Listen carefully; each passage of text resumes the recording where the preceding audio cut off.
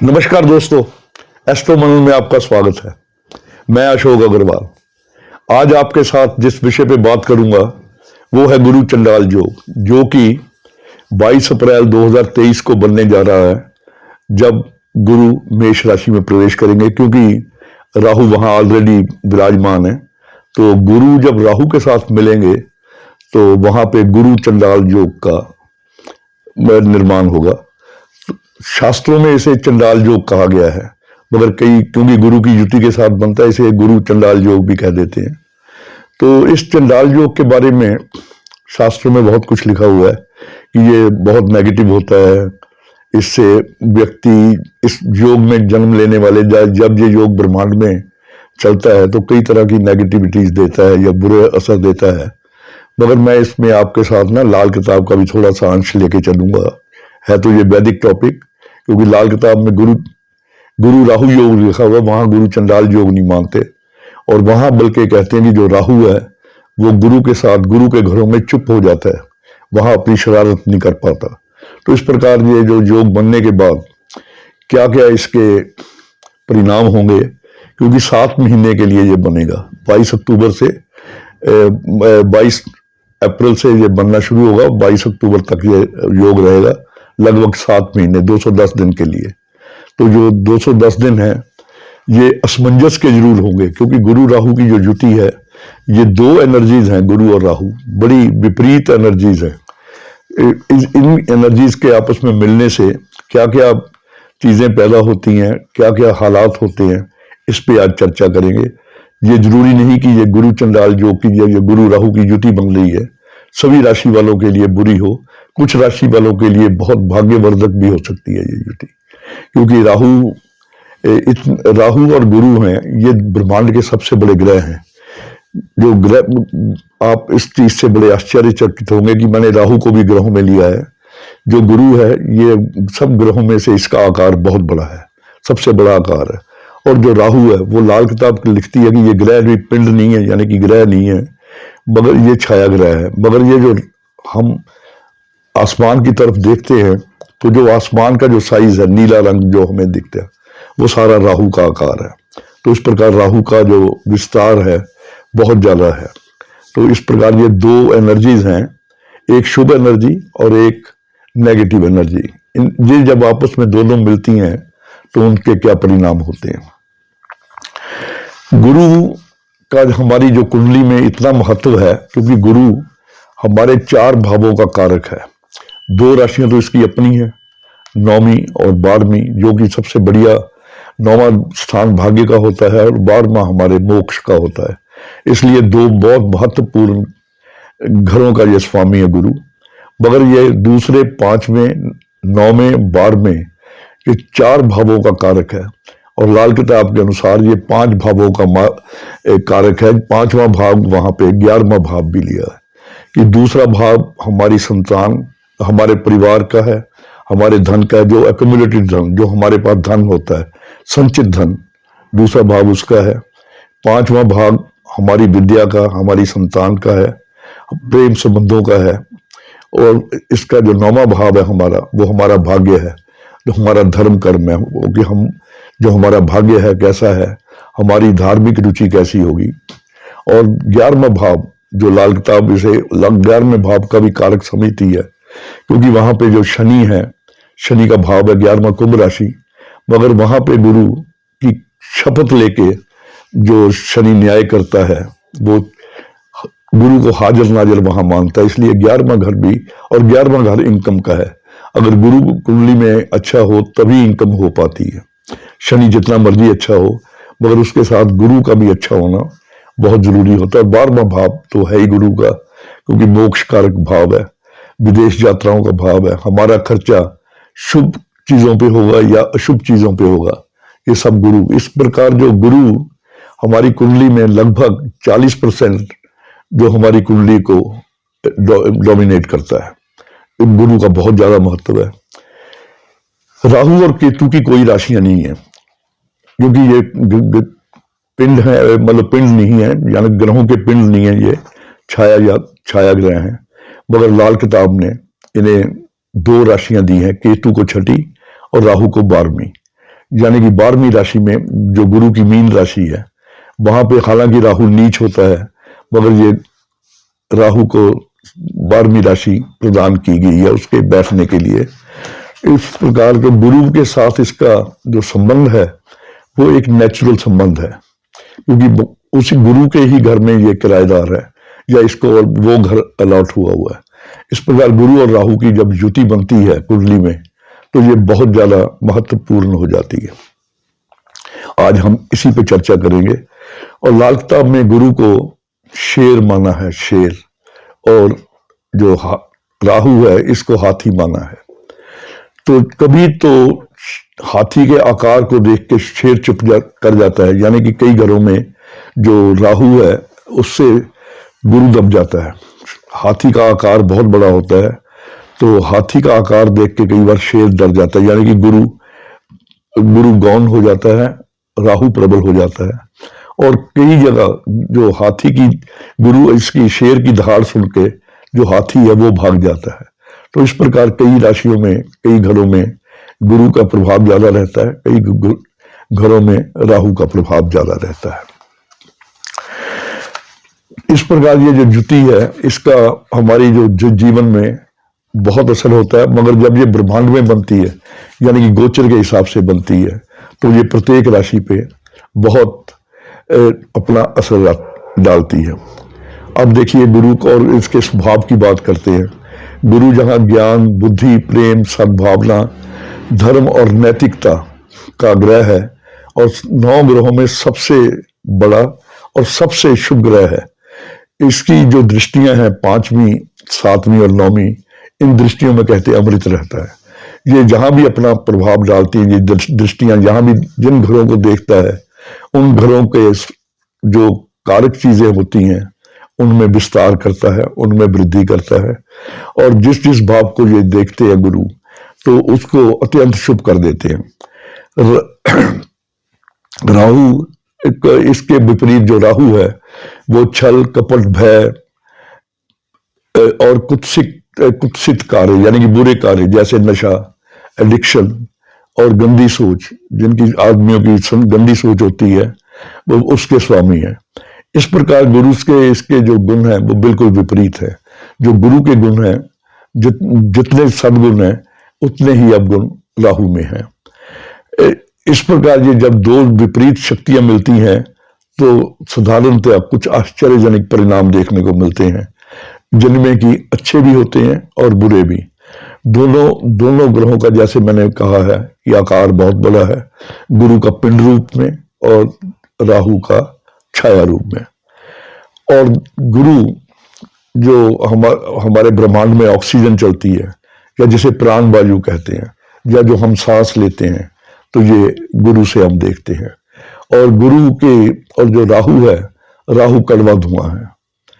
गुरु राहु की युति में जैसे हम सांस लेते हैं, जैसे धुएं में दम घुटता है आदमी का, इस प्रकार दम घुटने की भी आज स्थिति पैदा हो जाती है कि जैसे आदमी असहज फील करता है। और गुरु राहु की युति अगर सही काम ना करती हो, ये नेटल चार्ट की बात कर रहा हूं, तो वहां ये एस्थमा, ब्रोंकाइटिस, यानी कि सांस के रोग भी व्यक्ति को ये दे देते हैं। और गुरु को फकीर भी कहा गया है लाल किताब में, कि गुरु एक साधु है। अगर तो राहु इसके अधीन हो जाए, तो आपने देखा होगा कई साधु हाथी पे सवारी करते हैं, कि जो हाथी पे सवार कुछ साधु हमने तो देखे हुए बचपन में। आजकल शायद ये जो डिपार्टमेंट हैं, ये हाथी को रखने नहीं देते। हमने देखा हुआ है कि हाथी पे गुरु यानी कि फकीर सवार होके भिक्षा मांगते थे या पर्यटन करते थे। मगर जब ये हाथी यानी कि राहु प्रबल हो जाए, तो ये फकीर की कुटिया यानी कि साधु की कुटिया को उजाड़ देता है। तो या उसके यज्ञ जो उसका वो यज्ञ कर रहा होता है, उसमें कुछ ऐसी चीजें डाल देता है गंदी, जिससे उस यज्ञ का जो धुआं है वो कड़वा हो जाता है। इस प्रकार जैसे मैंने पहले कहा कि इस युति का जो असर है वो नेगेटिव और पॉजिटिव दोनों प्रकार से होता है।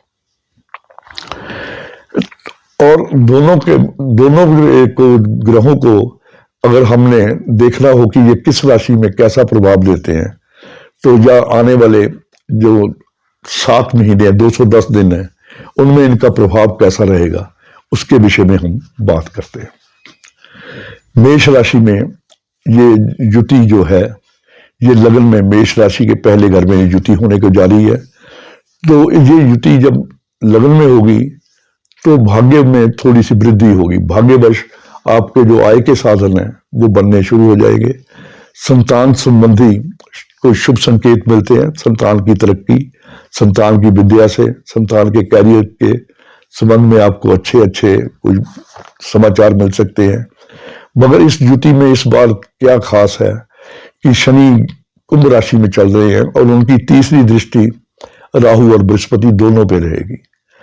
तो यहां पे शनि की दृष्टि होने से, शनि की जब दृष्टि गुरु पे होती है तो ये एक प्रकार से शुभ मानी जाती है। जब गुरु की दृष्टि शनि पे हो, पैसे के लिए ये जो दृष्टि है ये अच्छी मानी जाती है। मगर फिर भी गोचर में जब शनि अपनी नीच राशि को दृष्टि डालेगा, क्योंकि मेष राशि इसकी नीच राशि है, शनि कुंभ में है, और 11वें भाव में बैठ के जब अपनी नीच राशि को लगन में पहली राशि में ये दृष्टि डालेगा तो कुछ परेशानियों का भी सामना करना पड़ेगा। लगन से हमारा शरीर होता है, तो स्वास्थ्य संबंधी कुछ अचानक परेशानियां आ सकती है।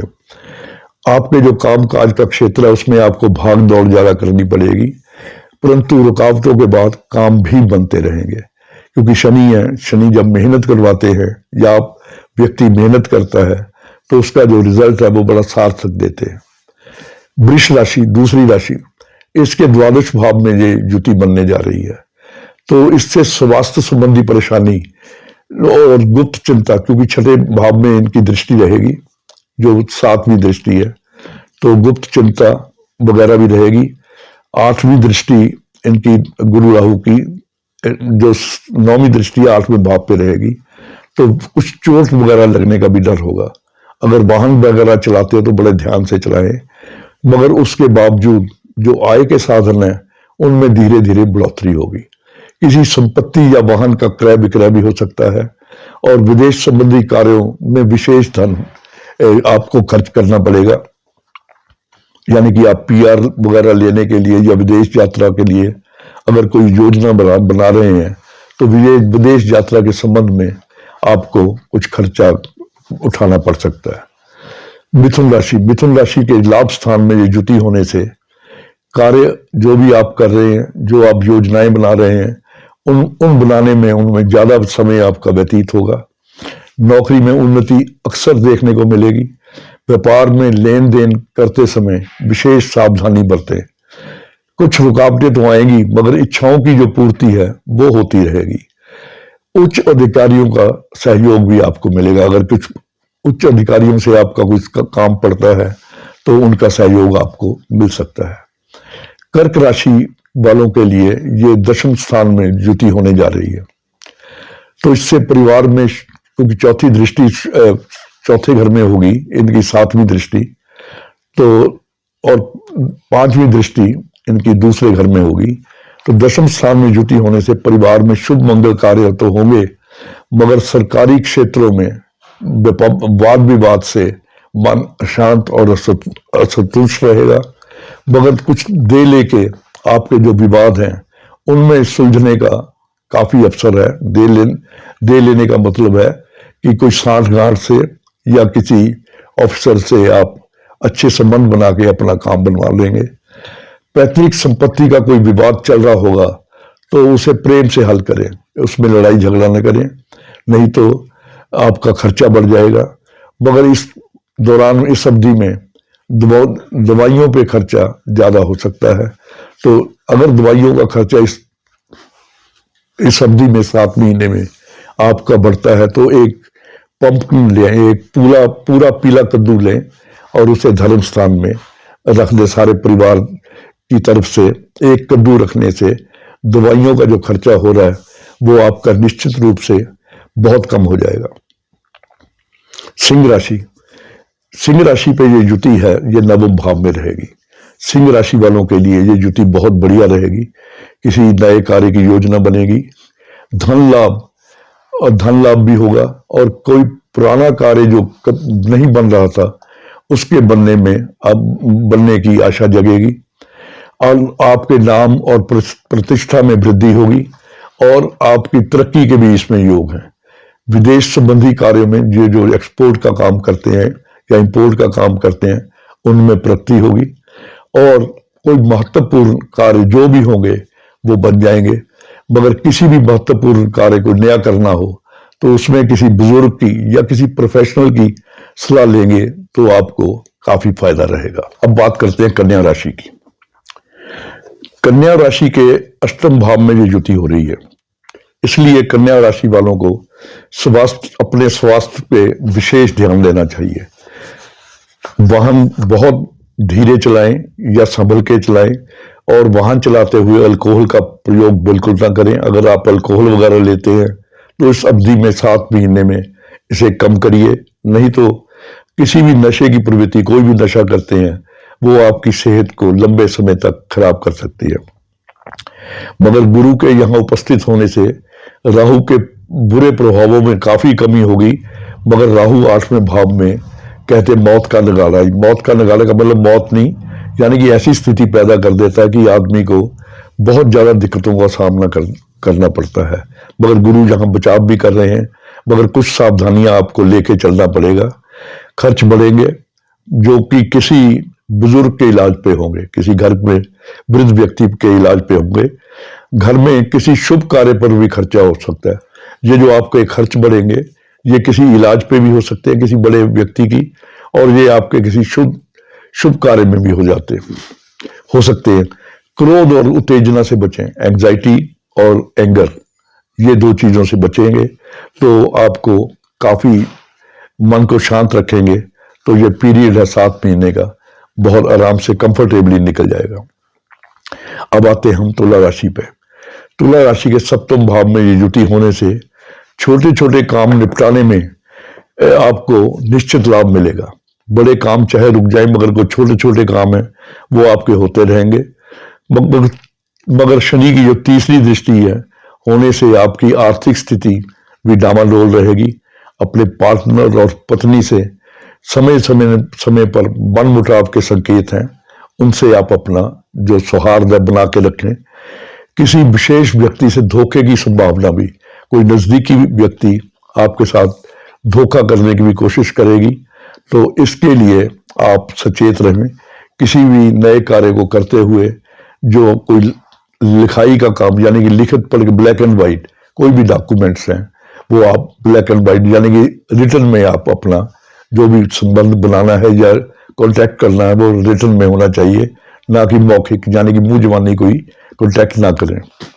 वृश्चिक राशि, हालांकि शनि के ढैया से आप प्रभावित हैं। वृश्चिक राशि पे शनि का ढैया चल रहा है, उस शनि की 10वीं दृष्टि है, तो इससे थोड़ी सी आपको परेशानी तो वैसे ही चल रही होगी। मगर शनि के जो ढैया या 7.5 है, इनसे मैंने पहले भी अपने वीडियोस में बताया कि शनि बिल्कुल परेशान नहीं करते। जो आदमी अपना परिश्रम करते हैं, नैतिकता पे चलते हैं, यानी कि जो कुदरत के नॉर्म्स हैं, जो कुदरत के नियम हैं, डिसिप्लिन, अपना अच्छा चरित्र और ऑर्गेनाइज रहते हैं, परिश्रम करते हैं, शनि उनको ढैया हो जाए 7.5 तो कुछ नहीं कहता। मगर यहाँ वृश्चिक राशि में गुरु की जो 5वीं दृष्टि है वो कार्य स्थान में होगी, यानी कि वो आपके 10th हाउस में होगी।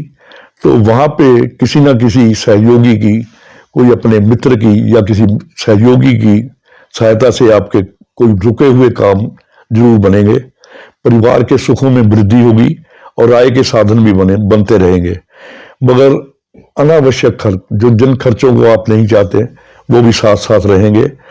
और अगर किसी कंपटीशन में आप भाग ले रहे हैं, किसी कंपटीशन में, या जैसे यूपीएससी में या IRS ICS, जो भी आपके कोई अच्छे किसी कॉम्पिटिटिव आप कोर्स कर रहे हैं या एग्जाम दे रहे हैं, तो उसमें आपको निश्चित रूप से सफलता मिलेगी।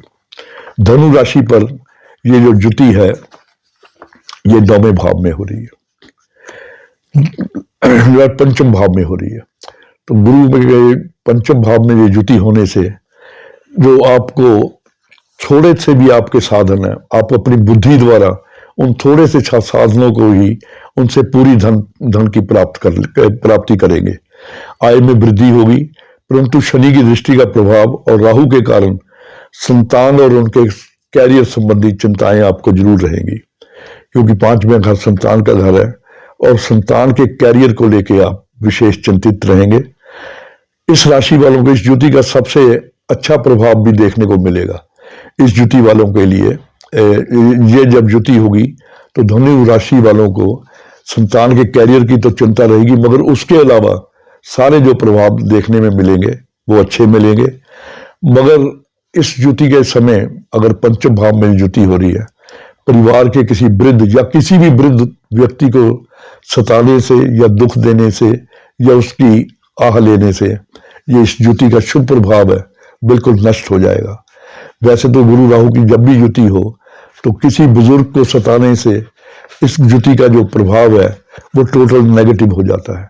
तो मैं ये बाद में उपाय भी आपको बताऊंगा कि गुरु राहु की युति जब भी हो, विशेषता जब 10वें भाव में, 5वें भाव में हो, 8वें भाव में हो, 9वें भाव में हो, 12वें भाव में हो, किसी बुजुर्ग की हाय लेनी उसी वक्त, यानी कि एट द मोमेंट आपका भविष्य या भाग्य खराब कर सकती है।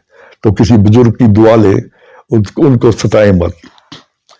मकर राशि की ये जो ज्योति है चतुर्थ स्थान में हो रही है, तो परिवार में संपत्ति या किसी जमीन जायदाद संबंधी विवाद पैदा हो सकते हैं।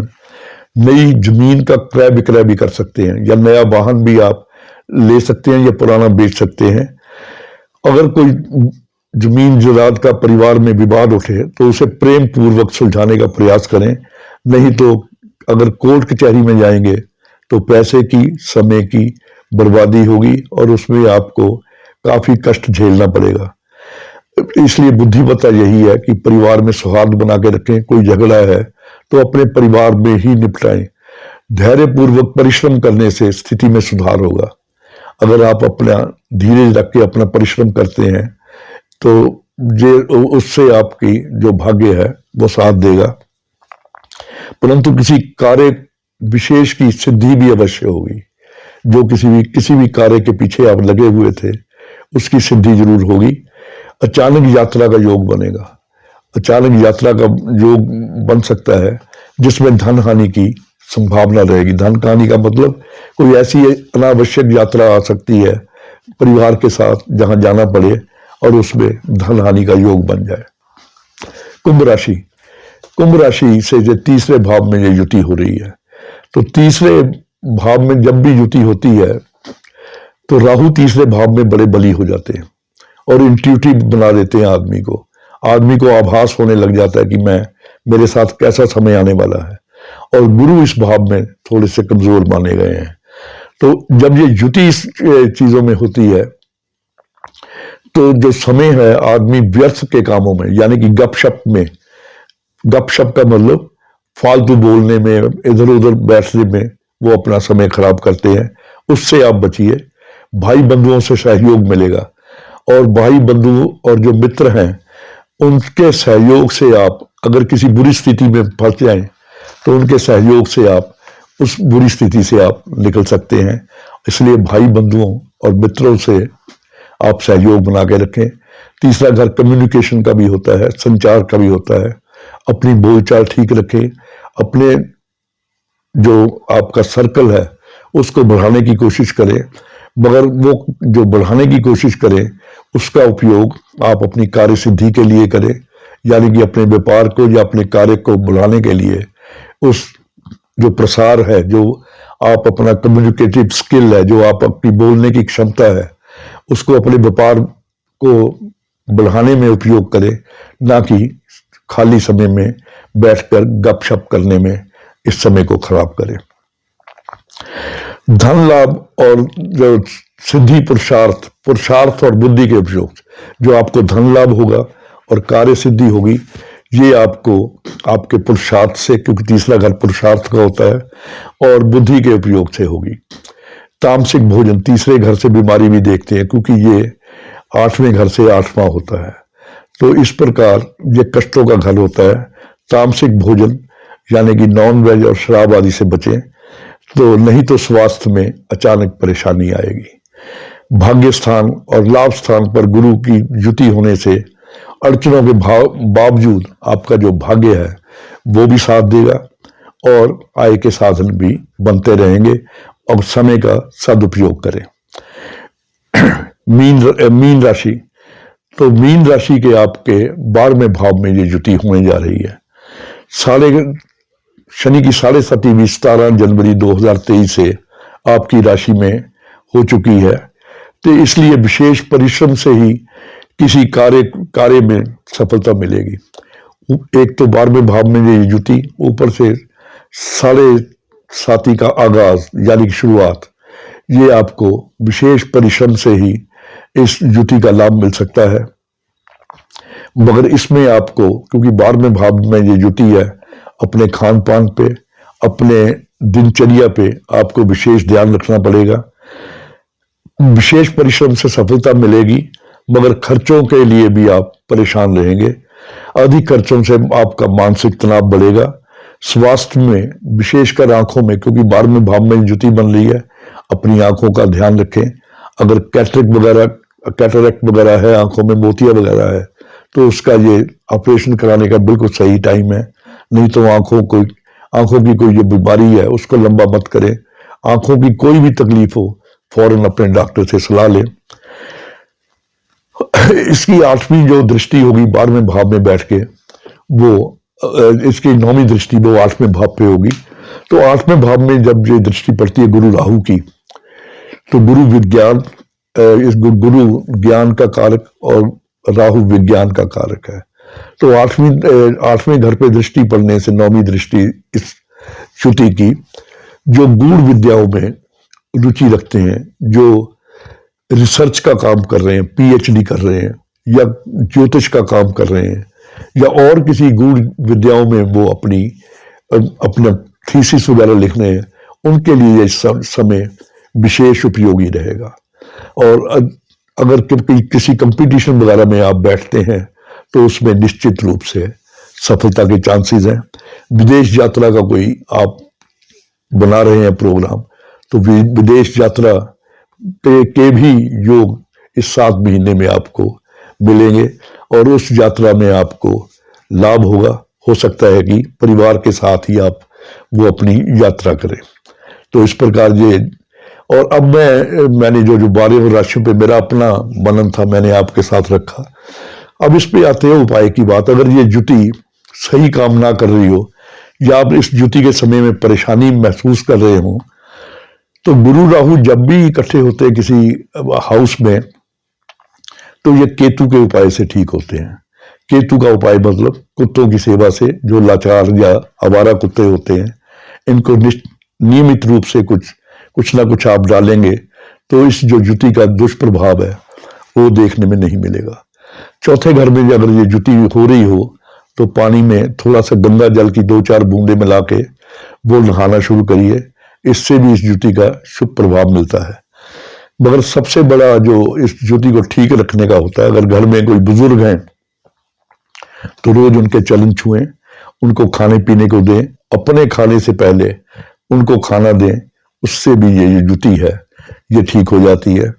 जो स्मोकिंग या गुटखा खाने वाले व्यक्ति हैं, उनको इस 7 महीने में विशेष परेशानी हो सकती है।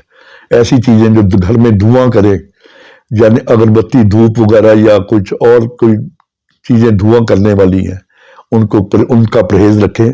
अगर आप पूजा वगैरह भी करते हैं, तो धूप बत्ती जलाते हैं, तो घर से बाहर यानी कि 4 दीवारी के पास धूप रख के आप जला सकते हैं।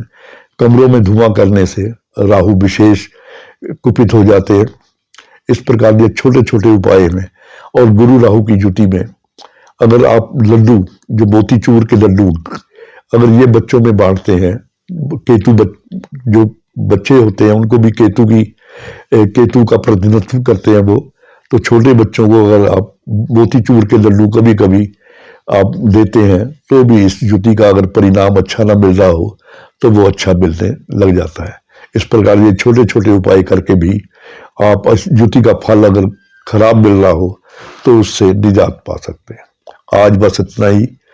कल किसी नए विषय के साथ फिर उपस्थित रहूंगा। धन्यवाद, नमस्कार।